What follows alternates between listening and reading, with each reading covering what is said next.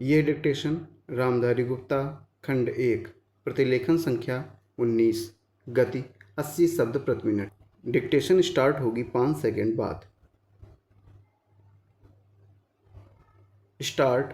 महोदय, जब तक अहिंदी भाषी हिंदी को हृदय से स्वीकार नहीं करते तब तक वह राष्ट्रभाषा का स्थान नहीं पा सकती, और यह तभी हो सकता है जब वे यह समझें कि इसमें उनका भी योगदान है और उन्होंने इससे केवल लिया ही नहीं बल्कि इसे कुछ दिया भी है, और उन पर कोई दूसरी भाषा लादी नहीं गई है बल्कि यह उनकी ही भाषा है।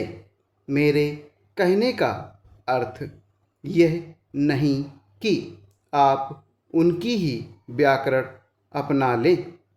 इसका अर्थ यही है कि आप उदारतापूर्वक जितना ले सकते हैं ले लें। भाषा इसी प्रकार बन सकती है। यह भी आवश्यक नहीं है कि उसको स्वीकार करने पर आप वही लिखना आरंभ कर दें, परंतु जो वे लिखें उसको आप गलत ना समझें। आज किसी भी भाषा का रूप वही नहीं है जो उसके प्रारंभिक काल में था। उसमें परिवर्तन होता रहता है। हिंदी के इतिहास में भी आपको यही बात मिलेगी। मैं हिंदी का कोई विद्वान नहीं हूँ, पर मैं अपने अनुभव से कह सकता हूँ कि उसमें भी पिछले 500-600 वर्षों में बहुत अंतर पड़ा है तथा पहले की और आज की हिंदी में काफ़ी अंतर है।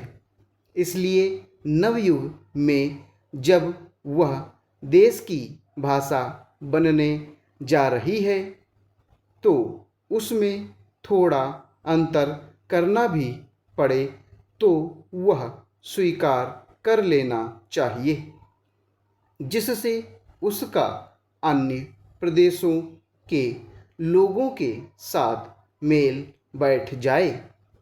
कई अहिंदी भाषी लोगों ने भी हिंदी की काफ़ी सेवा की है। आपके राज्यपाल महोदय अहिंदी भाषी हैं और इन्होंने अपनी भाषा की बड़ी सेवा की है। यह भी हिंदी के पक्ष में थे और इन्होंने बड़ा योग दिया, जिसके कारण हम संविधान सभा में सफल हो सके। इनका भी यही विचार है जो मेरा है। मैं चाहता हूँ कि हिंदी की सेवा करने का अवसर दिया जाना चाहिए। उसका फल हिंदी के लिए और देश के लिए अच्छा ही होगा। नेक्स्ट। मानपत्र में आपने संस्कृत के संबंध में कहा है।